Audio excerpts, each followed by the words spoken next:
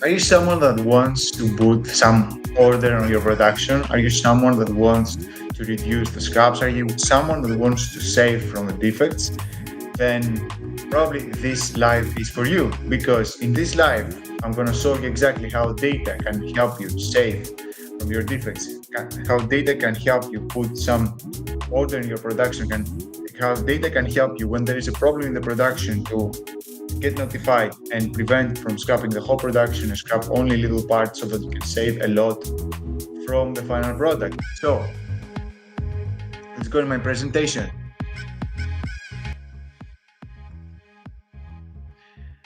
This is Andreas Letros, and welcome to my live 5 times. Data has paid back 10 plus. How data has paid 10 plus. So for most of my career, I have been the only one insisting to use the data. I have been the only one insisting to be the data. I was the only data guy always. And the truth is, data was not always an asset. In some cases, data has created problems, confusion, pain, and struggle, and unnecessary work, and made everyone work more for no benefit and distract us from the real process. But since nobody cared about data, I worked hard to prove them wrong. And in the end, in some cases, data paid back massively. In some cases, data paid back from all the confusion, from all the unnecessary work, from all the things that made us work more for no reason. Data has paid back massively. And this is the topic of today. This is what I'm going to show you today. I would just share my experience. We're given correct data registration. We're given the data that are corrected, that are registered reliably and registered correctly. Data has helped to save the process, despite nobody caring about it. Despite nobody caring about the data has saved the process in some cases, given that the data were registered correctly. Has helped to put some order in the process, has helped to prevent disasters, has helped to improve the quality process, and has helped to make sure that the clients are not complaining. In some cases has helped to reduce the scraps, which means save money. In some other cases, it has helped us catch problems early and stop big losses in production. And in some other cases, it has helped us fix the little issues that made customers complain. And this is what I'm going to talk about today. And if you are ready, let's start. And what's the first one?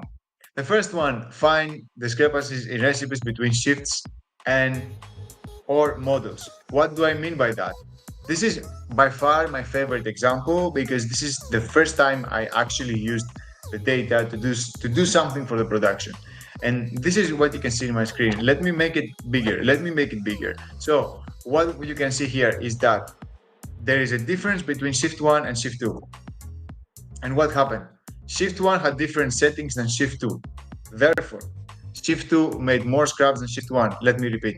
Shift 1 had different settings than shift 2. Therefore, shift 2 made more scraps than shift 1. What do I mean by that? This is temperature data. This is an example of temperature data, but it can be whatever we have in our production. And what happens? Shift 1 is working inside the limits. Shift 2 is working outside of the limits. There is no problem with the production. There is no problem with who made the process control plan. There is no problem with the machinery. There is no problem with the maintenance. The only problem is that the Shift 1 has different recipes from Shift 2. And therefore, Shift 2 makes scraps when it shouldn't be making scraps. It shouldn't be working less than is necessary. Let me show you another example. This is another example right now.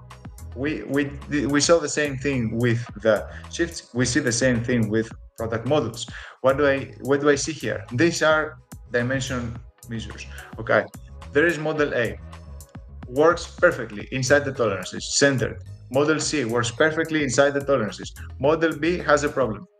The same quote, exactly the same quote, the same tolerances, and model A is working perfectly, model C is working perfectly, model B is outside of the tolerances under dimension, which means that there is no problem with the machine, there is no problem with the operators, there is no problem with the maintenance. The only problem is that probably the recipe is outdated, probably the recipe was created a long time ago and was not updated correctly. Probably there was a problem when they created the recipe. So what do you need to do in these two cases is once you see the data, once you identify that there is a problem in the recipe or there is a problem with the different shifts, you align the recipes in under 15 minutes, you have them. You can't go around all the production and control 100, 200, 300 recipes that you are actually working on. But when you have the data, you're able to understand. You are able to understand when there is a recipe that is not correct. You are able to understand where there is a recipe that is not aligned. So this is how it works right now. Second one, prevent conductors from starting new batches without controlling the critical dimensions first. Let me repeat, prevent conductors from starting new batches without controlling the critical dimensions first, which means discipline the quality controls. And what do I mean by that? Let's say that this is the process. Let me show you again my screen. Let me show you again my face. So let's say that this is my process right now. I have the raw materials and I have to create some product. The product is a toy. There is the extrusion and there is the forming. There are two machines. When you have a big process, it's much more machines.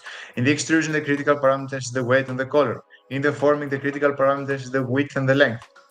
What happens when I have different codes, different batches, different product models? Is every single code and batch is unique. So for code A, the weight that I need to have is 500 grams, and we need to have color A, which means maybe gray or white. For code B, the weight is 1000 grams. For code C, the weight is 550 grams for the extrusion. So every single code has its own specifications, has its own set point, has its own way that it has to work. And one wrong recipe and the whole batch goes to scrap. One wrong recipe and the whole batch goes to scrap. One wrong recipe and the whole batch goes to scrap. For example, the code C should weigh 550 grams, but instead of 550 grams, we have 500 grams, which means that if someone makes the mistake, if we have a wrong recipe, if there is a problem in the beginning of the batch and nobody controls, we will end up scrapping the whole production. If the operator does not check the important measurements at the start of its batch, mistakes like this can happen minimum 3-4 times a year. If nobody controls the critical dimension at the beginning of the batch, 3-4 times a year and even more will happen this problem. You will scrap the whole production when you realize it, and maybe you realize it in the inventory. What is my approach to that? How to discipline the quality controls, how to make sure that the operators are not starting new batches without controlling first. First of all, they control. Second, they register on a tablet, they register on a computer. They don't register on the paper. They don't register on a piece of paper. They don't register on the desk. They don't register on their hand. They register on a tablet, on a computer, with a digital tool or with Excel or something that helps them register the data inside. And then we create a dashboard. A very simple dashboard, something very little, very easy, something very easy to understand quickly if they did the controls or didn't do the controls, which means for the code A, we have all the different machines. We have for each code that is created. If it's purple, it means that the control is not done. There was nobody controlled the batches, nobody registered the batches. If it's green, it means that they controlled the batches and everything was correct, everything was as it should be. If it's red, it means that they control the batches and at least one dimension was outside of the tolerances. Which means that if I see those data, if I am the supervisor of the quality, if I'm the supervisor of the plant, if I'm the supervisor of the production, I see those things, and if I see these things consistently, I call a meeting and I inform them, and I try to understand why they didn't register the data, why they didn't control the critical dimensions, if they have a problem, if they're missing the tools, if the tools are not calibrated, if they have calibers, if they have micrometers, if it takes so much time for them to do the measurements, if they have enough time to do the measurements, and I try to understand if there is a problem with them. And I try to understand how I try to help them do the measurements every time that there is an issue, every time that they don't do the measurements. And this way, I prevent what? I prevent the issue that to have wrong recipes and making the operator not controlling in the beginning of the batch and risking to scrap the whole production when there is a wrong critical dimension. Third thing, find the models that create the most waste and attack them with data. Find the models that create the most waste and attack them. What do I mean by that? Look at the historical data and focus only on the most effective coding model. I will share my screen, and here's also my face. I didn't go away. I'm still here and I'm still showing. So let's say that we have 4 different codes. The code that A02234 has 2% of scrap. The A02274 has 1% of scrap. The code A00674 has 1% of scrap, and A02674 has 10% of scrap. What happens here? What do I do? When I collect those data, when I collect those results, I ignore the code A02234 that has 2% of scrap. I ignore the code that has the code A02274 that has 1% of scrap. I ignore the code that has A00674 that has 1% of scrap, and I attack and I put all my attention to what? To the code A02674 that has 10% of scrap. And if I do that, I will reduce my scraps efficiently, effectively. And what do I mean by attacking? I attack from all different angles. I try to understand the reason codes. I go to the machine. I talk to operators. I see the trends. I see how it changes with time. I see the components that they get scrapped. I see the machines, how they impact. I see all the little details and I attack them. And I talk to the supplier of the machine. I talk to the supplier of the components, and I try to solve this issue. I don't try to solve. When I have a scrap issue, when I create a lot of scraps, when I create 5% of scraps, I don't focus on all the models. I focus on the one model that makes all the scraps, and I attack it from all different angles, and I try to be as specific as possible. Here's my face again. I try to be as specific as possible with this model, and when I'm specific with this model, and I'm able to fix this model, then my scraps will reduce drastically. If I focus on all the models, I will waste a lot of time. I will waste a lot of people, a lot of human sources, and the benefit will be minimal.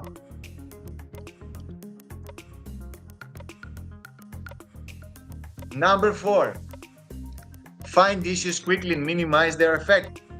What do I mean by that? Here is my process again. I will cover myself again and I will show you my screen. So, how a process looks without data. At days 8 in the morning, and I create 300 pieces. 9 in the morning, other 300 pieces. But this time, these 300 pieces have an issue. There was a problem with the recipes, there was a problem with the machines, there was a problem with the temperatures. They have 300 pieces and they have an issue, all these 300 pieces. Nobody knows. Maybe the operator knows, that doesn't say anything to me, doesn't say anything to anybody.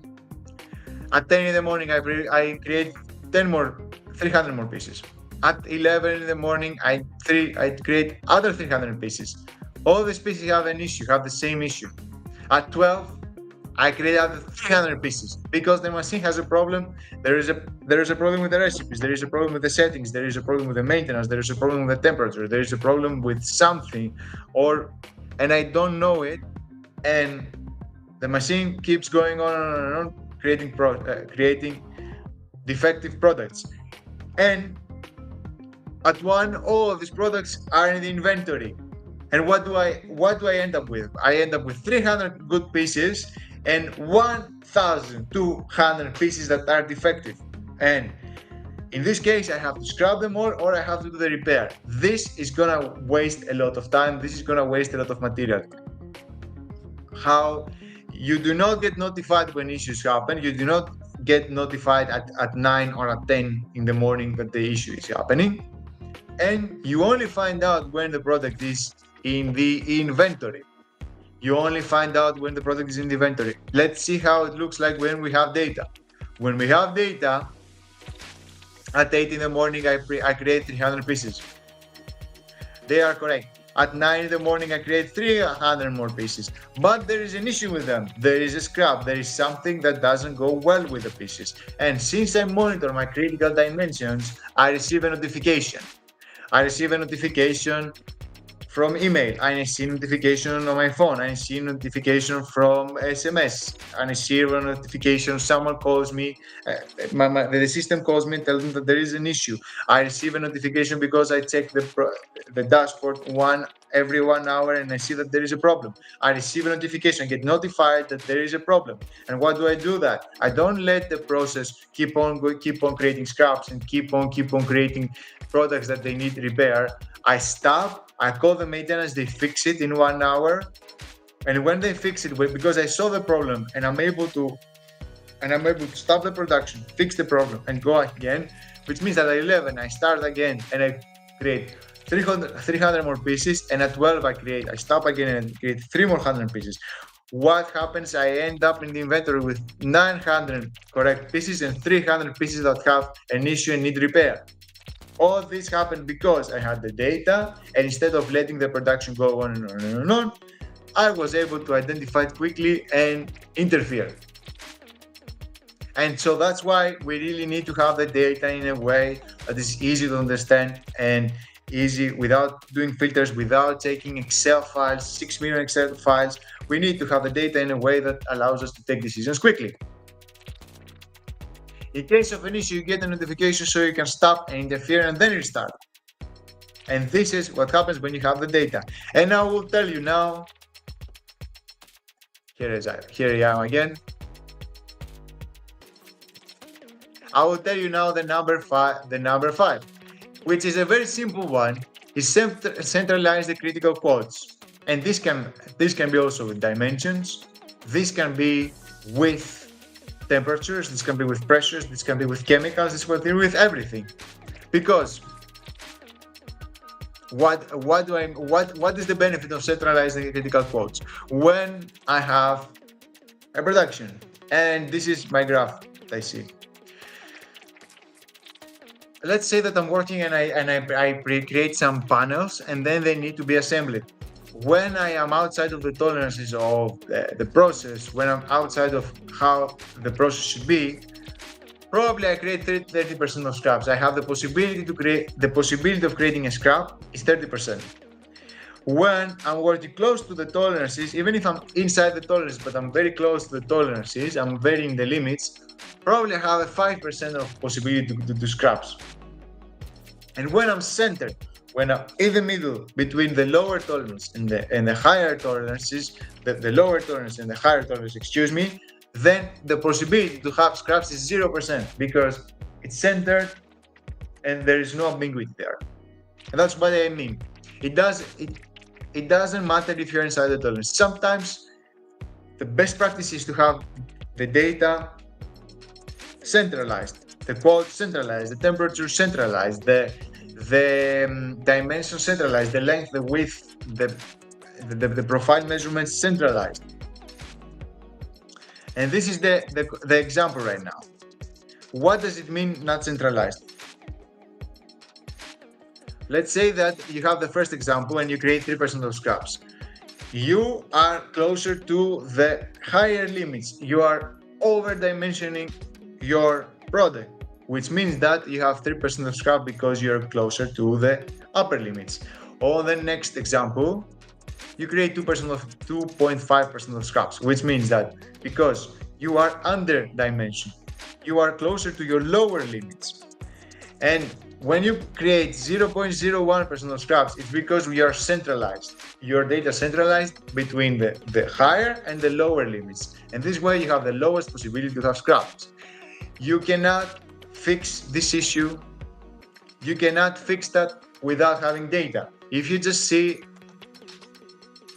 if you just write down the data on a piece of paper and you just control if you're inside the tolerance or outside the tolerances, you have no possibility to see that. You really need to register your data in an Excel file and digital tool somewhere and see the histogram in order to understand it. And one time you see the histogram, it's very easy to understand if you need to modify the recipe to get centralized, to go from here to here, from here to here, or from here to here. It's easier to do that when you have your data, when you have a histogram, and when you have at least 50 data that tells you where the process is. If you just register on a paper, it's not going to happen. And this is a little bit more complicated example because we don't want to simplify everything. We want a complicated example, a real example from the industry. Let's say that you create panels and the panels are measured on the 4 different angles, the top right, top left, bottom right, bottom left. And you see that top right, you collect your data and you have an Excel file, and then you create your histograms. The top right is centered. The bottom left is centered. The bottom right is centered. And the top left is under dimension.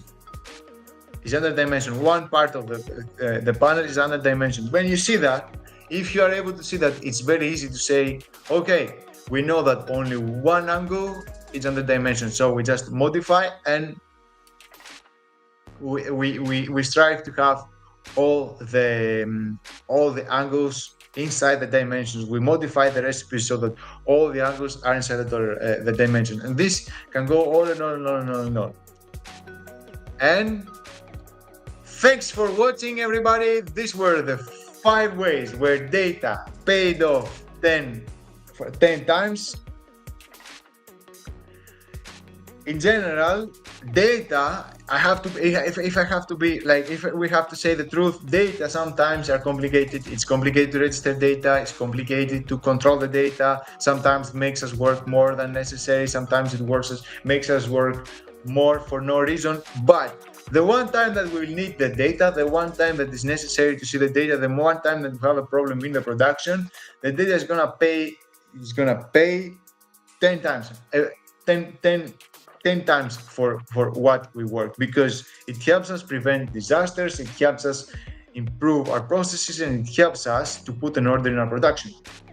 So what did we see today? Let me make myself bigger. What did we see today? We saw that the five times that I have seen data working and saving the production. One time is the discipline quality control, when we avoid having the operators starting batches without controlling the critical dimensions first, because we are able to see when they controlled and when they didn't control. The other time is to align the different shifts, the recipes from different shifts and the different models, so that we don't have this alliance and recipes from different ages and different years and outdated recipes, so that our product is precise and is reliable between the different models and between the different shifts. The third thing is when there is a disaster, there is a problem in the production, and probably the machine is creating scraps. We get notified so that we can stop the machine, fix the issue, and then start again. And this can happen only when you have the data, or only when you have someone controlling all the time. And the fourth thing is when you have the data and you can see the histogram and you are able to centralize your quotes, so that you have less possibility to have scraps. And the fifth thing, I don't remember.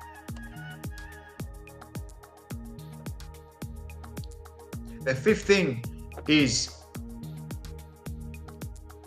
when you find the model that creates the most waste and attack them, which means that the model that creates the most waste and attack them, which means that if we know that we have I don't know, like 5% of scraps in our production, we want to find the model that creates the 30% of scrap, so we attack this one. We don't focus on all the models that create 1%, 2%, 1% of scrap. We focus on the model that creates the 10% of scrap, and this is only possible to do it while we have data. So this is me, this is Andreas Letros, and thank you so much for watching me today, and see you next week.